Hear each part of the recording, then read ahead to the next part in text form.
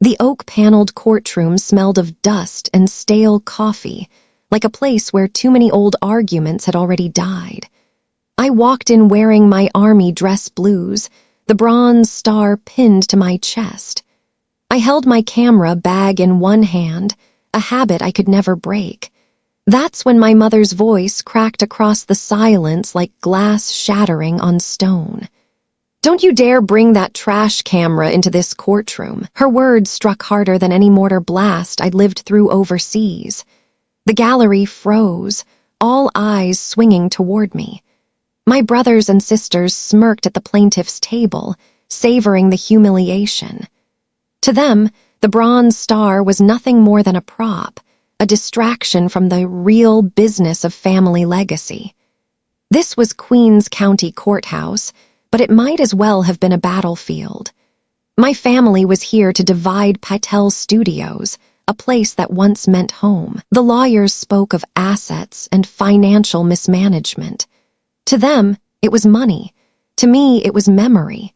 The family attorney, a thin man with silver hair, leaned forward. "Your Honor, my client contends that Sergeant Maya Patel lacks the social capacity to manage Patel Studios. She has spent her years photographing blood and corpses, not weddings or newborn portraits. She is unfit to lead a family enterprise built on joy." I had taken photographs under fire, images that reached the United Nations. But here, in front of my own blood, I was reduced to a girl with a trash camera. The judge adjusted his glasses, but didn't intervene. The insult lingered in the air like gunpowder. I kept my silence, letting the bronze star speak louder than any rebuttal. My father sat stiffly behind the lawyer, his eyes narrowed like he was staring at a stranger. My siblings leaned closer together, a tableau of unity against the unwanted daughter. They whispered, loud enough for the gallery to hear. "She doesn't even smile in photos. How could she ever sell them? She hides behind that lens because she's scared of people. She's never been one of us." I remembered hiding at family weddings when I was 8, clutching a disposable Kodak while the others danced under crystal chandeliers. They still saw me as the antisocial child in the corner, not the soldier who had walked through fire. The bailiff cleared his throat, trying to bring the proceedings back to order. The family's counsel slid a manila envelope across the bench. "Your Honor, this was submitted to us anonymously. We believe it contains evidence regarding Sergeant Patel's instability." The envelope landed with a soft thud. My heart answered. "What's in it?" the judge asked. The lawyer smiled thinly. "We will address its contents at the appropriate time. For now, let the record reflect that even Sergeant Patel's closest relatives acknowledge her incapacity to lead." The gallery whispered like vultures circling. I sat straighter, refusing to give them a crack in the armor. I had faced siege fire in Kabul. I would face this too. My mother leaned back, pearls gleaming, her eyes never leaving me. She wanted me erased, stripped from Patel Studios like I'd never belonged. My siblings sat smugly, waiting for the judge to hand them control of everything, while I was left with nothing but my camera. But my grandfather's voice echoed in memory, soft and steady, the one man who'd once believed I saw the world differently. "Maya, your lens doesn't just capture smiles, it captures truth." The lawyer's voice droned on, painting me as a recluse who had abandoned family for war, who photographed rubble instead of laughter. He said the studio needed leaders who understood people, not violence. Every sentence was a bullet.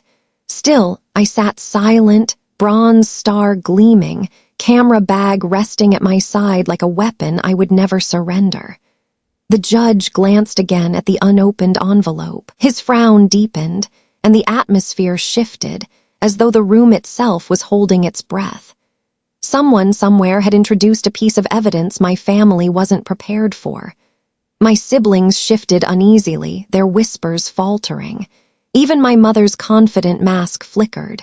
The envelope sat there, ordinary in color, extraordinary in implication.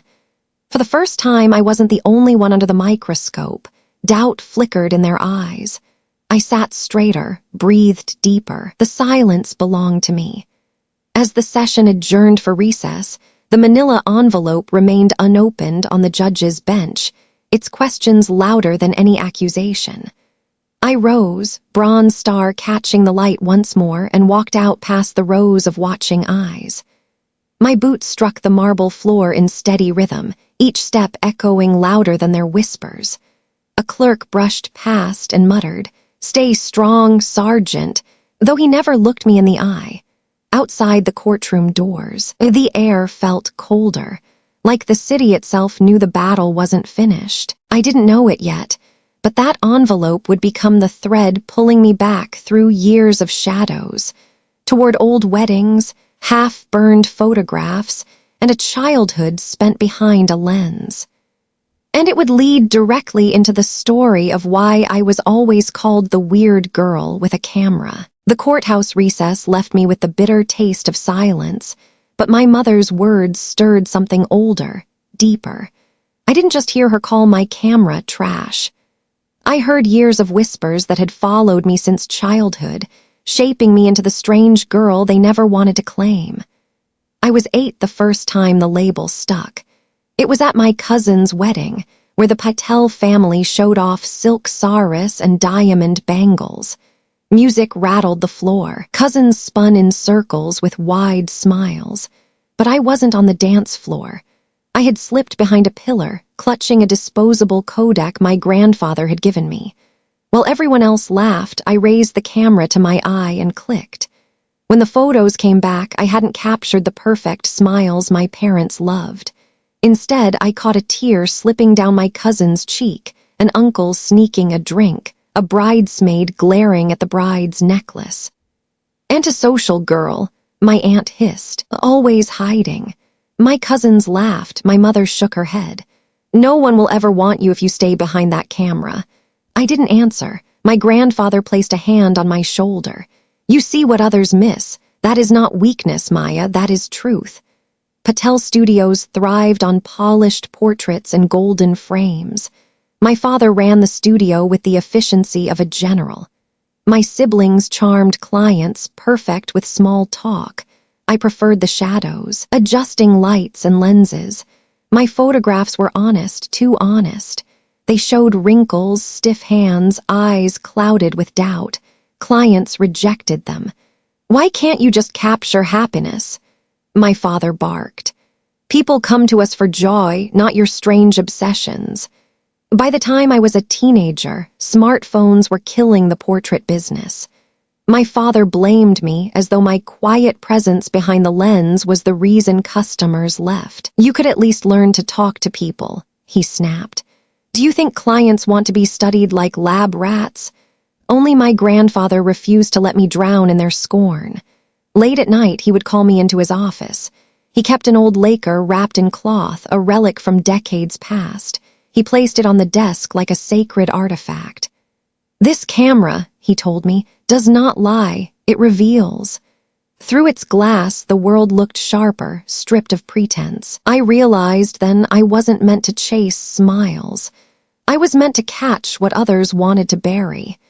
But that conviction widened the gap between me and my family. At dinners, while my siblings bragged about clients, I observed in silence. My mother's disapproving glance cut sharper than her words. "She's always watching," she whispered once, like a crow waiting for something to die. At school, the pattern repeated. "Creep," classmates called me. "Shutter freak." I pretended not to hear, but inside the labels weighed heavy. The only refuge I had was the darkroom my grandfather built in the back of the studio. The red lamp became my sanctuary. Watching images bloom on wet paper felt like truth rising from silence. One evening, as I developed a photo of my sister, my grandfather stepped in. She was smiling for the camera, but in her eyes lingered something brittle. "You caught her fear," he murmured. "Even she doesn't know it's there. This is your gift, Maya. Don't ever let them convince you it's a curse." I carried those words like a secret medal. They celebrated staged happiness, but I had already glimpsed something stronger, truth raw and unpolished. Yet no encouragement could shield me from the storm.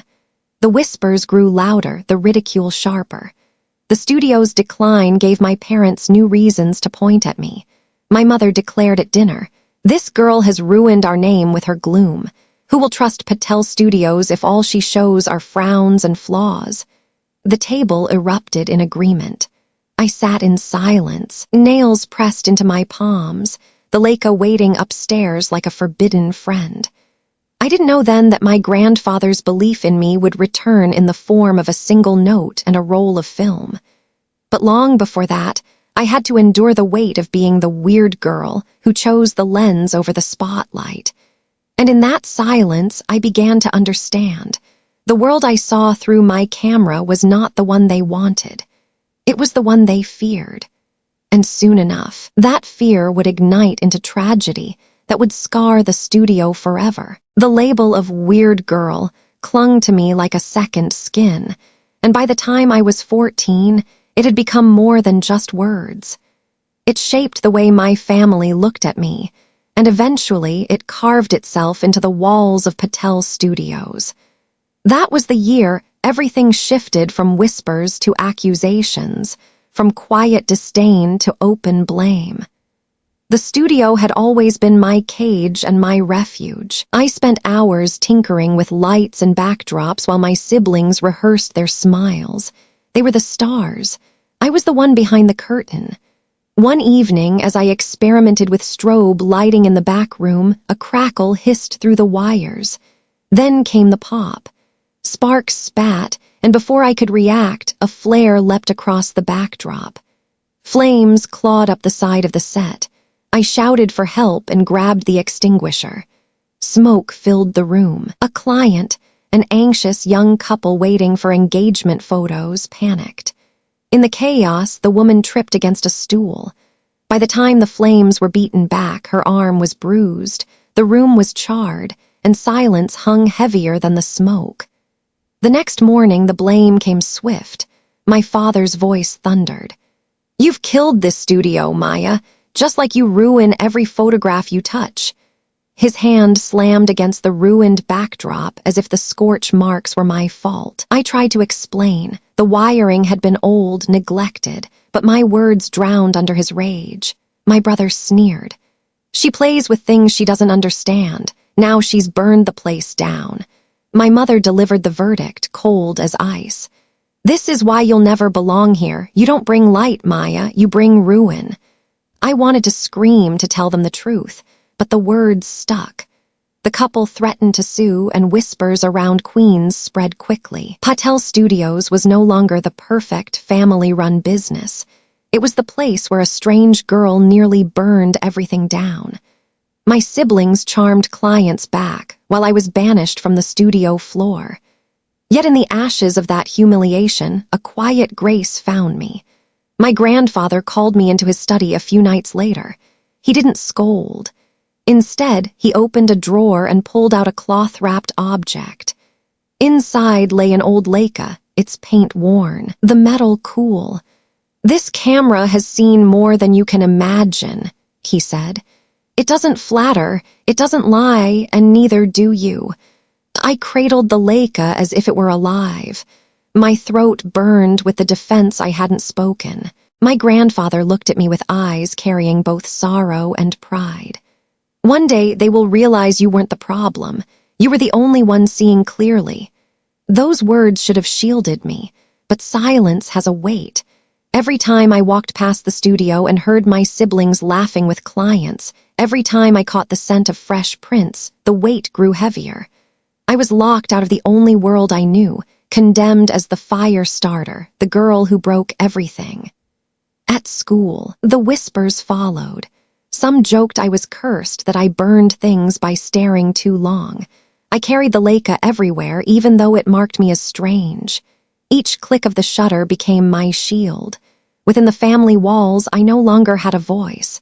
My father made it official at dinner, his words flat. "You're done at the studio, Maya. No more cameras. You'll stay out of the way." My siblings grinned. My mother's silence sealed it. And yet I held the Leica close, my grandfather's words echoing like a secret vow. It doesn't lie. They thought they had ended my story, but in truth they had only forced me to write a different one. The fire had not destroyed Patel Studios. It had destroyed my place in it. And that exile, though bitter, was the first step toward escape. What none of them realized was that silence, once sharpened by betrayal, becomes its own weapon. That night, as I lay awake staring at the Leica, I felt the certainty that the studio's tragedy was only the beginning. The walls could no longer hold me. Soon, I would find another battlefield, one where my lens would no longer be mocked, but feared. The fire at Patel Studios hadn't just scarred the walls, it had branded me. After that day, my place in the family was gone. My father kept his word. I was never allowed near clients again. My siblings flourished in the spotlight while I drifted in silence, clutching the Leica my grandfather had given me. Every click of its shutter felt like rebellion, but also a reminder I no longer belonged. By the time I turned 18, the air in that house had become unbreathable. My mother's glance was a blade, my father's silence a verdict. Even at school, whispers of the fire girl followed me. I felt caged. The only escape I could imagine lay beyond the glass of that Leica. That summer, I walked into a recruiter's office near Queens Boulevard. Posters promised adventure, purpose, belonging. I sat across from a sergeant in crisp uniform who studied me. "You sure about this?" he asked. "Combat photography isn't glamorous. You'll be documenting things most people don't want to see." "I'm sure," I said. For the first time, I felt certainty. Training at Fort Meade stripped away what little remained of the girl from Queens. They handed me a camera and a rifle and drilled into us the mantra. The camera is a weapon, too. Days began before sunrise, long marches with gear digging into my shoulders. At night, I fell into my bunk with muscles screaming, but when I closed my eyes, I dreamed not of escape, but of proving I could survive. My classmates called me quiet, distant. They weren't wrong. I wasn't there to make friends. I was there to learn how to see in the chaos of war. The first live exercise rattled with simulated gunfire. I didn't flinch. I raised the camera instead, catching a soldier dragging another to cover. My instructor studied the photo and nodded. "You see the story. Not everyone can." Deployment came sooner than I expected. Iraq. The desert hit like a wall, heat shimmering, dust clinging to everything. I carried my Leica alongside the issued digital gear, the old relic that felt like my grandfather riding into war with me. The first time I walked through rubble with my unit, the smell of smoke and iron filled my lungs. Bodies lay covered, children wandered with hollow eyes. I raised the camera, and the world narrowed to the frame. One photo captured a boy clutching a broken toy while smoke curled behind him. That image traveled far beyond me, sparking debates I never heard. It was there the name Shudder was born. One night, after a firefight left the street littered with debris, I was still crouched behind my lens. A sergeant shook his head. "Even under fire, she doesn't stop. That shudder's part of her blood." The name stuck until it became my identity. But with the name came weight, letters I sent home when unanswered. On nights when the desert wind howled through broken windows, I wrote my mother anyway. "I earned my place here. I hope one day you'll understand." The silence was louder than the mortars. Still, I kept shooting. My photos caught medics bent over bleeding soldiers, civilians clutching loved ones, eyes filled with a mix of gratitude and despair. Each image carved itself into me. Sometimes I lowered the camera just to steady my breath, but the next moment I raised it again, because turning away felt like betrayal. I realized war didn't just test strength, it revealed who you were when stripped of everything else. My family had called me antisocial, cursed. But in those shattered streets, being silent wasn't weakness, it was survival. My camera became the bridge between chaos and memory, proof that I had seen and endured. Even so, the ache of exile never left. Every night when I cleaned dust from the Leica, I heard my grandfather's words. It doesn't lie. Neither did the war. The more I photographed, the more I understood I was no longer the girl they banished. I was someone forged by silence, fire, and now, war. Still, I didn't know then that my lens would one day capture more than rubble and tears. That in Kabul, under siege, I would press the shutter and change the course of history. But before Kabul, I had to survive the deserts of Iraq, the loneliness of unanswered letters, and the burden of a name that was no longer just a nickname. It was who I had become. Shudder. By the time Iraq became memory, my name was no longer Maya to the men around me. It was Shudder. The nickname had fused to my identity, as if my real self had been burned away in the desert dust. But Iraq was only the beginning.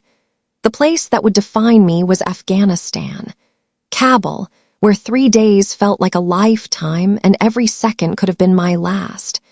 We were embedded with an infantry unit tasked with securing a district on the edge of the city. It was supposed to be a routine patrol, walk the streets, meet locals, reassure them that safety was possible.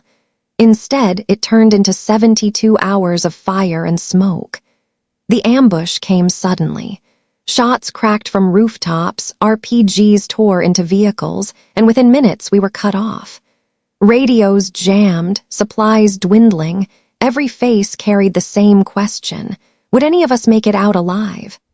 I pressed my back against a crumbling wall, camera clutched as tightly as my rifle. A sergeant shouted for covering fire while another soldier dragged a wounded man across the street. Bullets shredded the plaster inches above my head. Still, I lifted the camera. The shutter clicked, capturing chaos, blood on desert uniforms, eyes wide with fear, a medic's trembling hands trying to hold a comrade together. "You're insane, Patel."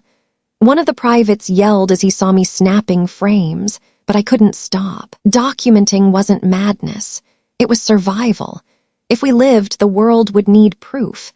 If we died, someone had to leave behind the truth. Hours blurred. We fortified an abandoned building, turning shattered windows into firing positions.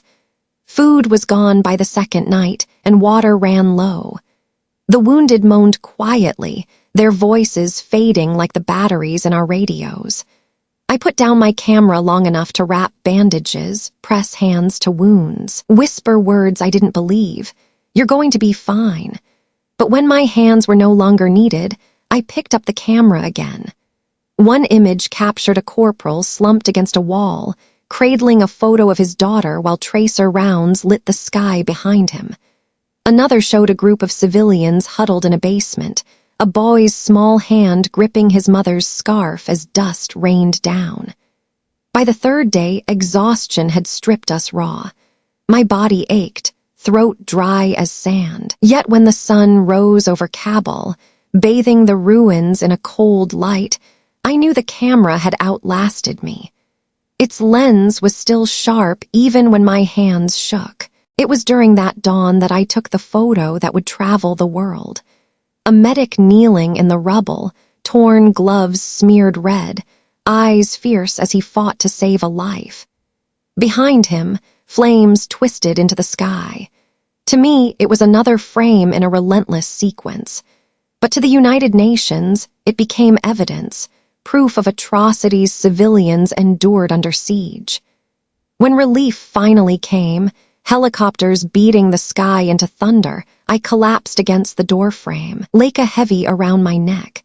A captain clasped my shoulder, his voice hoarse. "You kept us alive, Shudder. Not just with the bandages, with the camera. You made sure none of this gets buried." Later, in the sterile quiet of headquarters, they pinned the bronze star on my chest.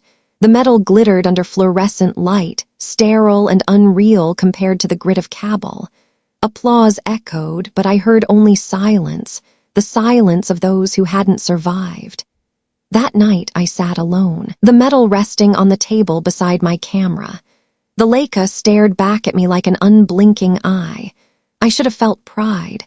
Instead, I felt haunted. Every face I had photographed returned in dreams, eyes pleading, lips whispering my name, hands reaching for help I couldn't give. The others called me guardian of truth. It sounded noble, almost holy. But inside, I carried the weight of ghosts. The truth doesn't just reveal, it scars. When I wrote home after the ceremony, I told my mother about the bronze star, hoping perhaps this time she might answer. I told her I had done something that mattered. That maybe, finally, she could be proud. I sealed the envelope with shaking hands, half believing I had bridged the distance between us. But deep down, I already knew what would happen. The silence would continue. Letters would vanish into the void. My name would remain unwanted at the Patel dinner table. Cabell had given me honor in the eyes of strangers, but not in the eyes of the people I once called family. And that silence, heavier than any firefight, would follow me long after the dust of Afghanistan settled. What I didn't realize was that my return home would hurt more than any ambush. Because when the bronze star finally reached Queens, it wasn't met with pride. It was met with rejection so sharp it cut deeper than bullets. The bronze star still felt foreign on my chest, a piece of metal that weighed far more than it should. Cabell was behind me, but the sounds and images followed everywhere I went, shouts in the rubble, the hiss of gunfire, the shutter clicking when my hands should have been shaking. They called me a hero, yet the title sat like a burden I didn't know how to carry. After the ceremony, I stepped outside into the cool air of the base. The metal glinted against the last light of the evening, and for a moment, I allowed myself to believe my family might finally see me. That maybe this would be enough to bridge the distance. I walked into the communications tent and picked up the phone, heart hammering as I dialed the number that had lived in my memory for years. It rang once, twice, then my mother's voice came, sharp and familiar. "Maya." The word sounded like a question, not recognition. "It's me," I said quietly. I received the bronze star today. They said my photos helped save lives that day." She cut me off. "You are not a photographer anymore. You are nothing but someone who points a camera at corpses. That is not art. That is not family." Her voice was colder than Cabell's night air. For a moment I couldn't breathe. I had imagined pride, even if only a sliver of it. Instead, she gave me disdain sharp enough to draw blood. "I thought you should know," I whispered. "I don't want to know," she replied. "Your brother is arranging the last of the studio finances. We're drowning, Maya. And while we suffer, you send us tales of medals." The line went silent, then the click of disconnection ended it. I sat there, the phone still pressed to my ear, the metal heavy on my chest. I had walked through fire, but nothing burned like those words. News traveled quickly. Patel Studios was collapsing. Smartphone cameras had taken nearly all their business. Families no longer wanted staged smiles in a studio when they could snap their own in living rooms. My parents, instead of facing the truth, pointed their fingers at me even from afar. To them, I had abandoned them when they needed me most.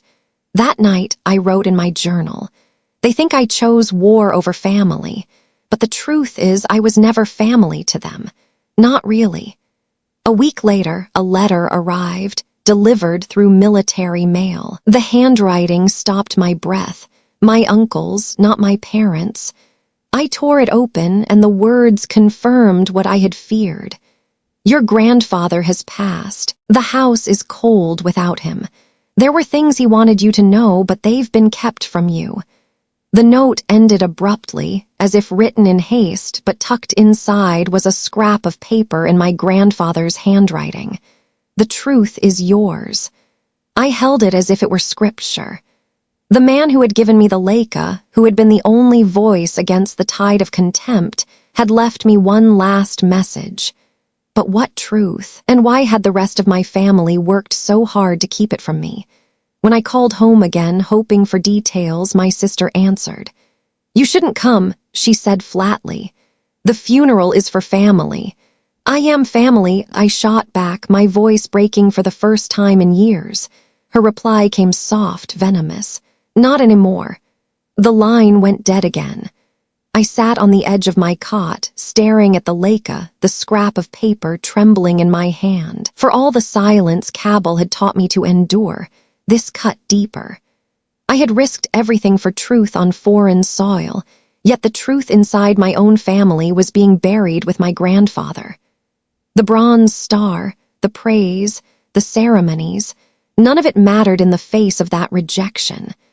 I realized then that the war I thought I had left behind had only changed its battlefield. Cabell had given me scars, but Queens would test me in ways no rifle ever could. And though I didn't know it yet, the note tucked into my pocket was a doorway. A path back to the house where I had been branded a curse, and to the secrets waiting in the dark room my grandfather had once called his sanctuary. The truth was waiting, hidden in film no one wanted developed, and I would have to decide whether to face it. The words from my sister, "Not anymore," still echoed as the plane descended into New York. The city lights flickered through the clouds, cold and distant, as though they already knew I was coming back as a stranger. My grandfather's funeral was scheduled for the following day, but I wasn't sure if I would even be allowed inside. The Patel name still carried weight in Queens, yet for me, it was an anchor dragging me into deeper water. I arrived at the old house just after dusk. The front steps were lined with flowers sent by distant relatives, but no one greeted me. I pushed open the door to the familiar scent of sandalwood and fading photographs. The rooms were crowded with mourners in muted colors, but their eyes told me everything. They saw a uniform, not family. Some averted their gaze, others whispered. My mother didn't even glance my way. I lingered near the back, watching as the rituals unfolded. My siblings took center stage, greeting guests, performing grief like an art form. They didn't acknowledge me once. The man who had been my only ally in this house now lay in a polished coffin, silent forever. When the prayers ended, I slipped upstairs, away from the murmur of voices. My feet carried me instinctively toward my grandfather's old study. Dust coated the bookshelves, and the Leica's empty box sat on his desk like an open wound. But it wasn't the box that drew my attention. In the corner, tucked into a drawer half open, I found a small container marked with his handwriting. Inside, a roll of undeveloped film, brittle with age, wrapped in tissue paper. Taped to the side was a note in his hand, "The truth is yours." I sat heavily in his chair, the film clutched between my fingers. My throat tightened. He had trusted me with something none of the others had been meant to see. But why me? And why had it been hidden? Footsteps creaked in the hall. I quickly pocketed the film before my brother appeared in the doorway. His expression was sharp, suspicious. "You shouldn't be up here." "I was saying goodbye," I replied evenly. He sneered. "You've already taken enough from this family. Don't make a scene." Then he shut the door with a finality that told me the house was no longer mine.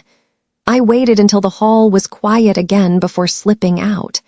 That night, I didn't stay with the family. I found a small motel off Queens Boulevard, the kind with buzzing neon and thin walls. I placed the roll of film on the nightstand beside the bronze star and stared at both until dawn. The next day, I returned for the burial. Rain fell steady, soaking the mourners as they lowered him into the ground. I stood apart, the Leica heavy around my neck. My mother stood with an umbrella, her pearls immaculate even under gray skies. She didn't look at me once. As the last prayer faded, I whispered my own goodbye.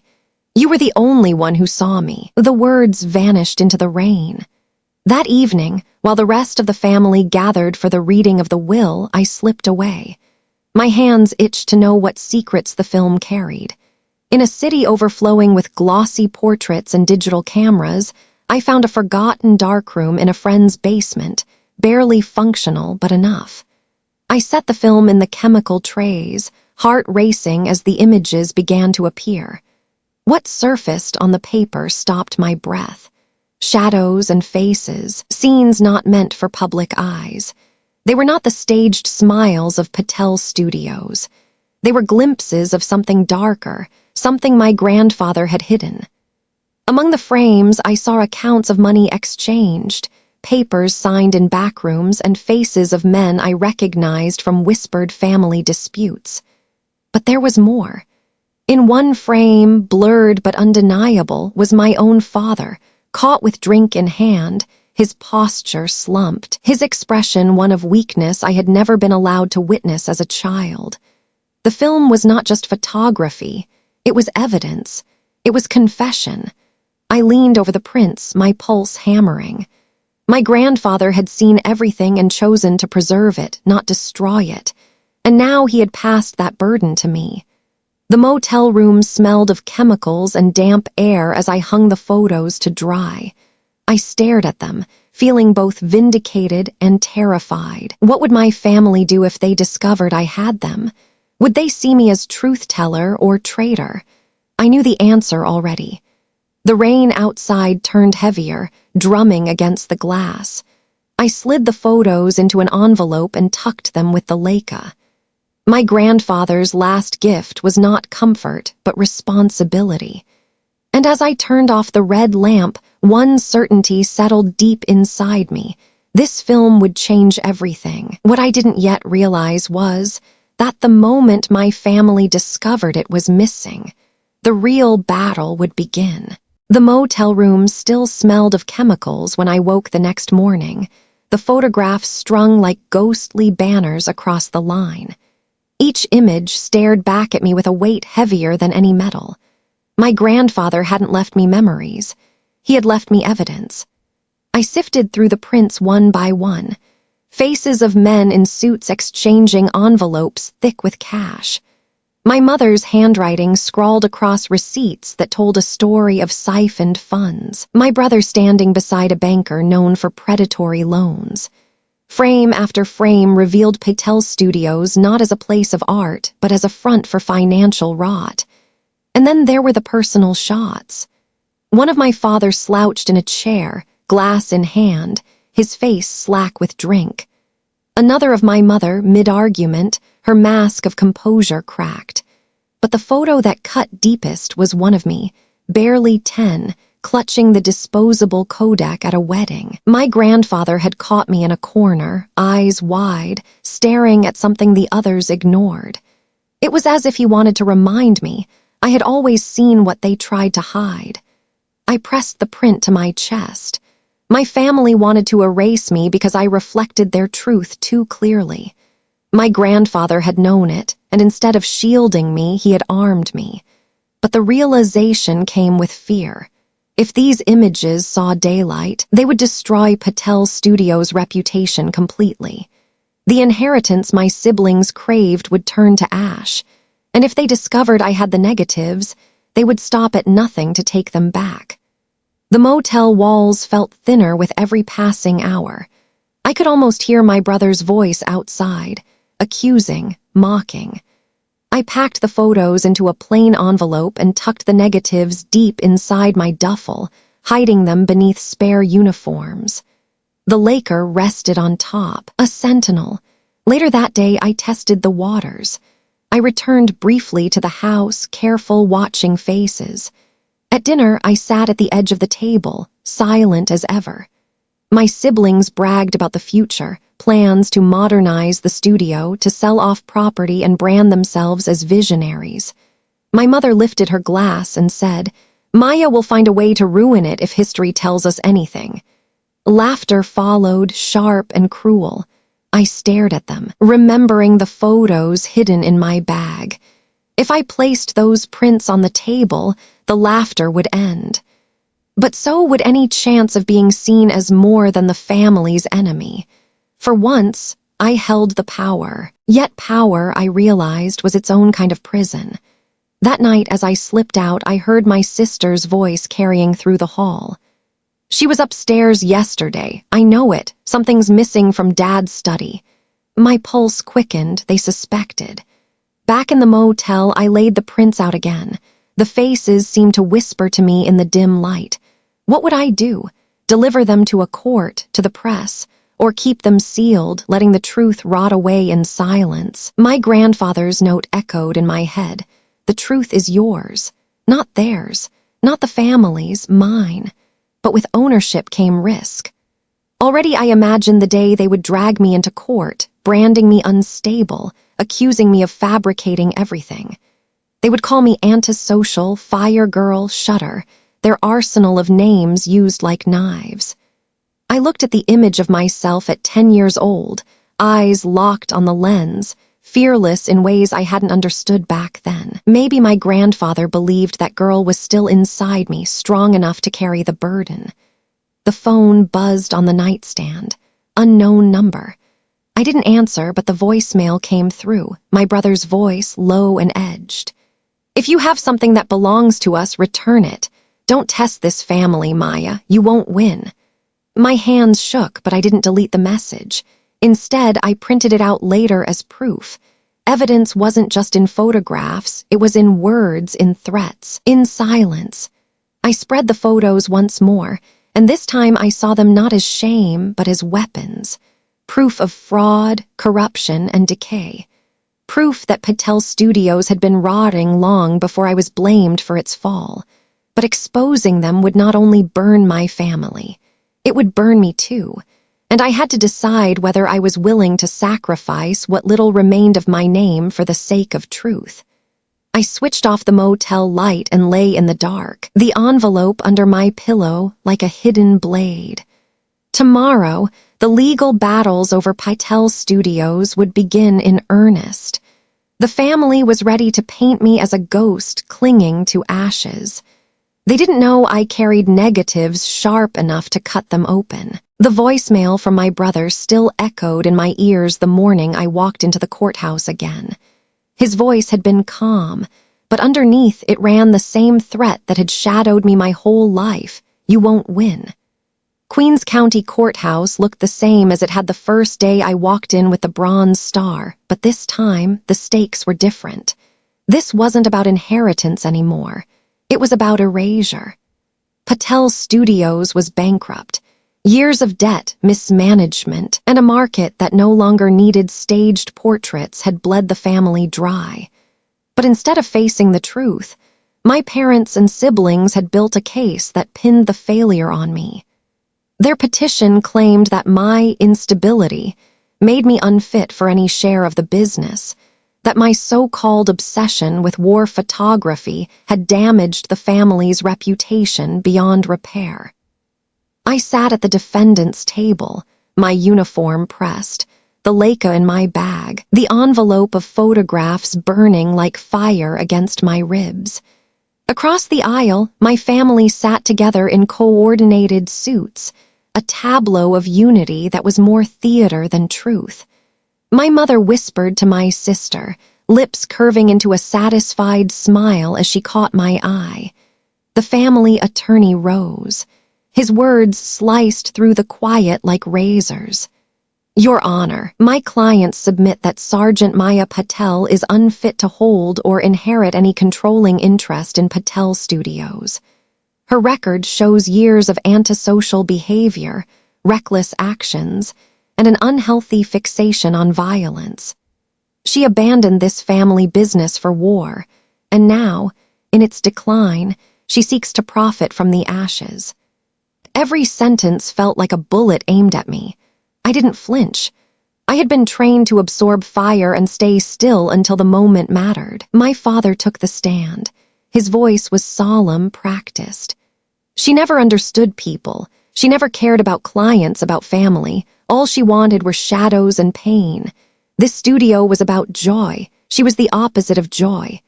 The gallery murmured, and I kept my eyes forward. My siblings followed, each adding their rehearsed lines. How I had caused a fire, how I had frightened clients, how I had turned my back on the Patel name. The judge listened, expression unreadable. At one point he asked, "Do you have evidence of this instability?" The lawyer smiled and held up the manila envelope, the same one that had landed with a thud on the bench weeks before. Inside is testimony from family members, records of erratic behavior, and documentation that shows she has no capacity to lead. We believe Sergeant Patel's Bronze Star is irrelevant here. The question is not her service abroad, but her failure at home. For a moment, my hand brushed the envelope in my bag. The photographs waited, sharp as blades, ready to turn the tide. I could have pulled them out, laid them on the table, and watched my family unravel under their own secrets. Fraud, theft, corruption, truth frozen in silver halide. But I stayed still. My grandfather's words echoed, "The truth is yours, not theirs, not yet." Instead, I let the silence answer. Silence had been my armor since childhood. They expected me to break, to lash out, to shout the way my mother had shouted at me. But I didn't. I folded my hands, spine straight, eyes steady. The lawyer grew louder, frustrated by my calm. "Your Honor, her silence proves the point. She cannot defend herself because she knows the truth. She is unfit." I let him believe it, let them all believe it, because silence also buys time. And then, just as the attorney moved to close, the courtroom doors opened. The sound of polished shoes against marble echoed, steady and commanding. A man in uniform stepped inside, dark dress blues, medals catching the light. The gallery turned. Whispers rippled like waves. He walked with the bearing of someone who had seen war and refused to be diminished by it. I knew that stride. I had seen it once before in Kabul when reinforcements arrived and pulled us from the brink. Now he was here in Queens. The judge straightened. "And you are." The man set his cap on the table and spoke clearly. "Colonel James Alder, United Nations Liaison. I am here as a witness for Sergeant Maya Patel." My family froze. My mother's pearls trembled against her throat. My brother's smirk vanished. For the first time in weeks, I allowed myself a small breath. Because the truth I carried in photographs was powerful, but sometimes truth walked through the door in uniform, carrying its own weight. And as Colonel Alder prepared to take the stand, I realized the next battle wasn't mine alone. The war for Patel Studios, for my name, was about to turn in a way my family had never expected. Colonel James Alder stood tall in the witness box, his uniform immaculate, the silver trim of his medals flashing beneath the courthouse lights. His presence alone shifted the air in the room. My family had prepared to bury me with words and staged accusations, but now they faced a man who carried the weight of history on his shoulders. He adjusted the microphone and began. "I first encountered Sergeant Maya Patel in Kabul, Afghanistan, during the 72-hour siege. I was attached to the UN task force that reviewed her documentation of the attack. Her photographs were not just images, they were evidence. They revealed atrocities committed against civilians, images that forced the international community to investigate and intervene." The gallery stirred. Reporters scribbled furiously. My mother shifted in her seat, her lips pressed into a thin, colorless line. Alder continued.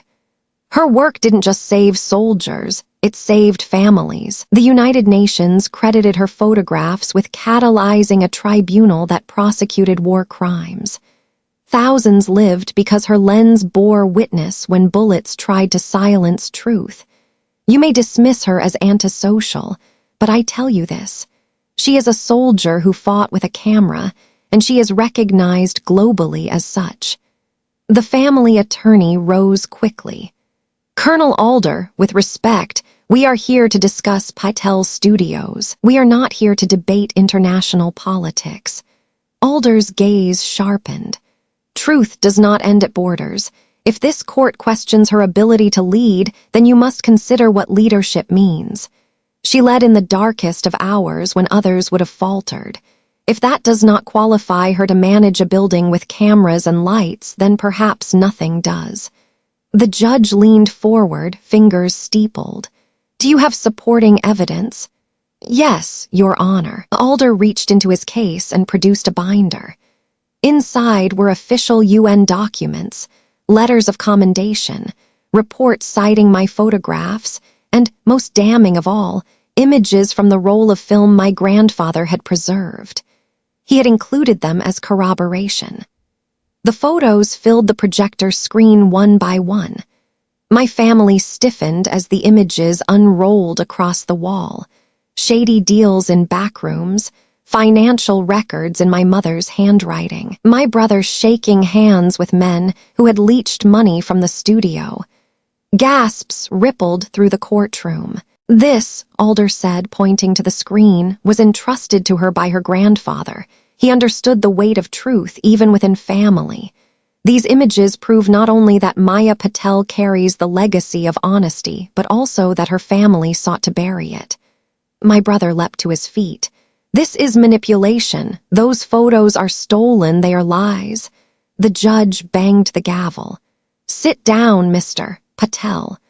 Alder didn't raise his voice. He didn't need to. The negatives have been verified. They are authentic.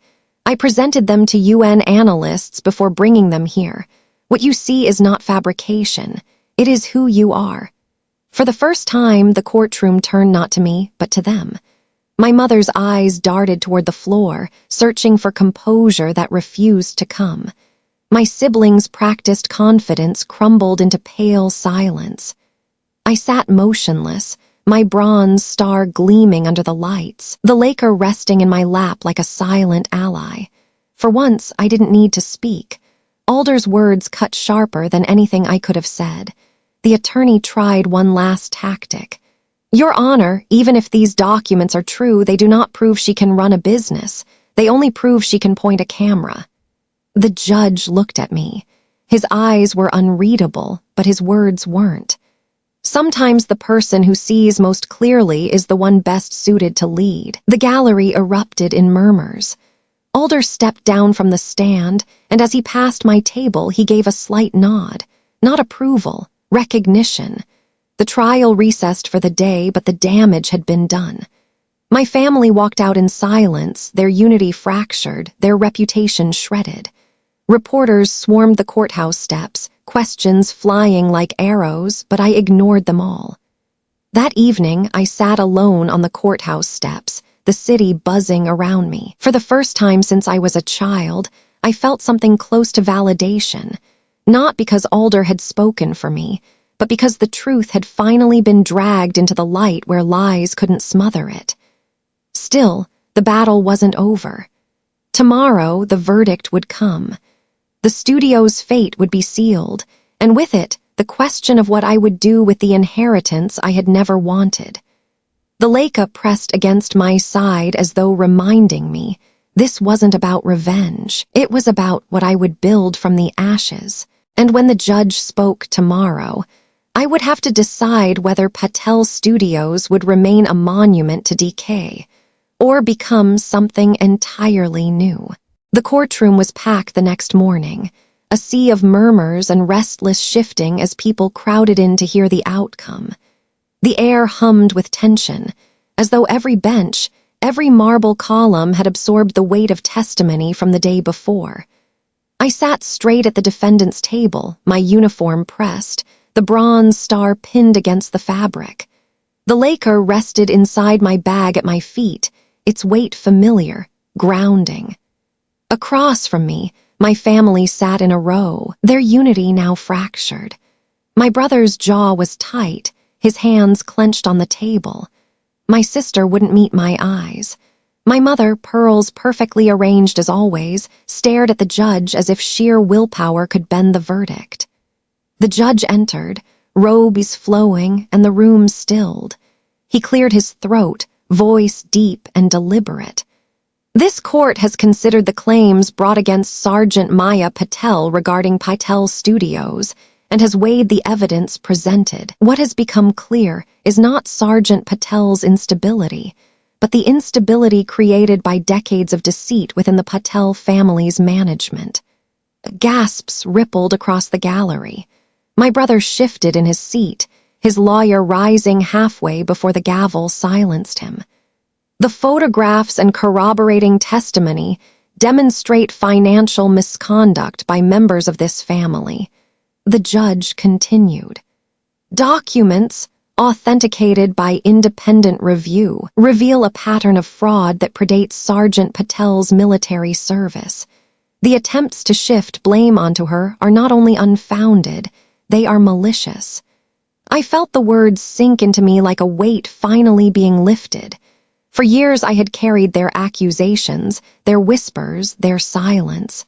Now, at last, the truth spoke louder. The judge looked directly at me. Patel Studios will not be dissolved into bankruptcy. Its remaining assets and legal rights are hereby transferred solely to Sergeant Maya Patel. The gavel came down like a gunshot. For a moment, silence. Then the gallery erupted, reporters scribbling, murmurs swelling into a storm. My family's faces were a portrait of rage and disbelief. My brother slammed his fist against the table, his voice rising. "This is a lie. She killed the studio with her poison."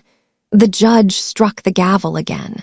"Order," but my mother's voice cut through, sharp as glass. "You've destroyed us, Maya. You've killed your own family with that cursed truth of yours." Her words hung in the air, bitter and final. I didn't respond. I had learned long ago that silence carried more power than shouting. I sat still, bronze star gleaming, letting their fury wash over me without a crack in my armor. The bailiff motioned for the court to empty. My family stormed out first, their unity now a collapsing facade. My mother didn't even look back. My siblings whispered frantically, plotting perhaps, but the fight was no longer theirs to win. Reporters pressed forward as I stepped into the hallway, questions hurled like stones. "Sergeant Patel, what will you do with Patel Studios? Do you plan to restore it, to sell it? How do you respond to your family's accusations?" I stopped, the Leica slung across my shoulder. For a moment I considered speaking, but the words felt unnecessary. I simply raised the camera, lifted it to my eye, and let the shutter click. The flash startled them into silence. That photograph, reporters leaning forward, mouths open mid-question, eyes wide, was the answer. I didn't need to justify myself. I only needed to keep doing what I had always done, capture truth. That evening I walked alone through Queens, past the shuttered storefronts and faded billboards until I reached the old studio. Its windows were dark, dust clouding the frames, the once proud sign hanging crooked. I stood in front of it for a long time, memories pressing against me like ghosts. The place where I had been blamed, silenced, cast out, now legally mine. I unlocked the door. The hinges groaned in protest as if they too remembered every harsh word shouted within these walls. Inside, the air smelled of stale chemicals and dust. The backdrops sagged, lights rusting in corners. But beneath the decay, I could feel something stirring, possibility. I walked into my grandfather's old darkroom, touched the counter where the Leica had first been placed in my hands, and whispered, "It's mine now, not theirs. Mine." But possession wasn't victory. What mattered was what I would build from it. As I left the studio, I passed neighbors on the block, their eyes curious, cautious. Some nodded in quiet respect. Others whispered like they always had. I ignored both. The truth was no longer about them. It was about what came next. Tomorrow, I would decide what Patel Studios would become, whether it remained a tomb of lies or a place reborn from truth. And as I locked the door behind me, I knew one thing for certain. The fight was not about winning against my family anymore. It was about transforming the ashes they left me into something that could outlive us all. The verdict had given me power. Now I had to decide how to use it. The verdict had been delivered, and Patel Studios was mine. But as I stood outside its weathered door the next morning, the gavel still echoing in my memory, I realized ownership alone meant nothing. The building was hollow, steeped in years of lies and staged smiles.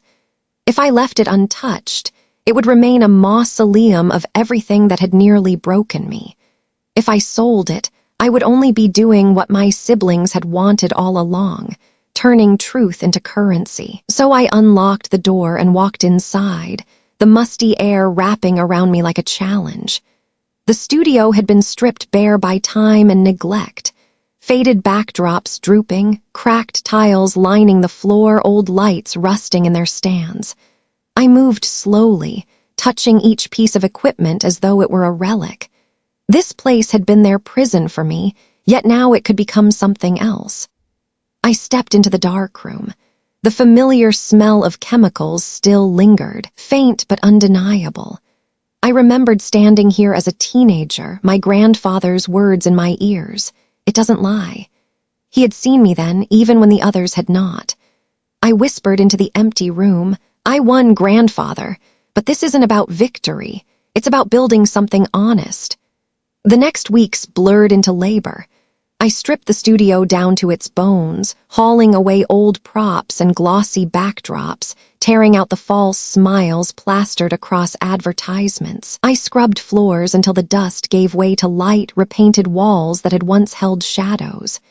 Each stroke of paint felt like an act of cleansing, a way of exorcising the bitterness. Neighbors peeked in as the transformation began. Some came with questions, others with skepticism. "What's it going to be now, Patel?" they asked. I answered only with work because answers meant less than action.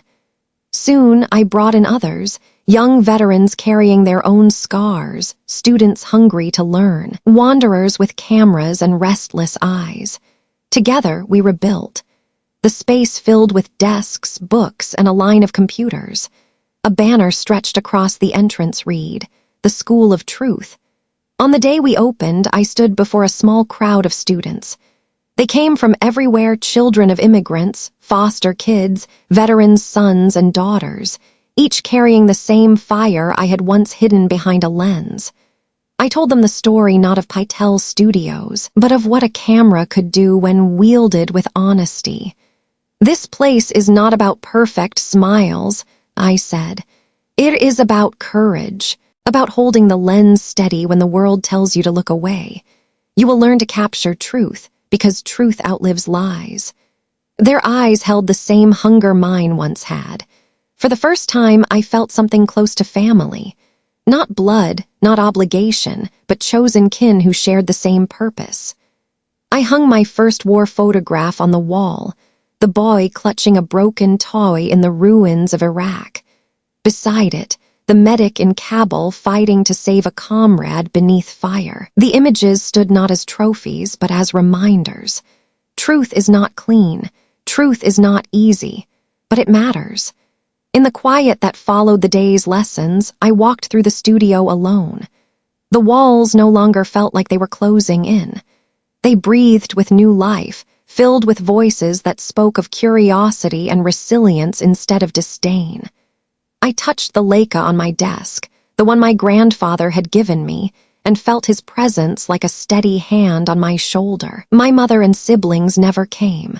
Word reached me that they had scattered, debts closing in, their unity dissolving as fast as their fortunes. They still cursed my name in whispers, but their voices no longer carried weight. The silence that had once haunted me was gone. In its place was a chorus of shutters clicking in unison, each one capturing a fragment of truth. One evening, I stood in front of the mirror, the bronze star pinned above my heart. For years, it had been a reminder of survival, of sacrifice. Now it was something else, a symbol of responsibility. I would never erase the ghosts that haunted me, but I could ensure the next generation carried cameras not just as tools, but as shields against forgetting. The studio windows glowed warm against the night. Students worked late, their laughter mingling with the hum of printers. I stepped outside into the cool air, the city alive around me, and for the first time in decades, I didn't feel like an exile. I felt like a witness finally allowed to stand in the open. The truth had almost destroyed me, but now it had rebuilt me. If you have ever been dismissed, told your passion was worthless, or silenced by the very people who should have believed in you, then my story is also yours. Do not give up your truth. Do not let silence define you. Thank you for walking with me through this journey. I wish you peace, strength, and the courage to hold your own lens steady. Subscribe to hear more stories of those who fight unseen battles, and share your thoughts below. I read every one. Your voice matters here, just as mine finally does.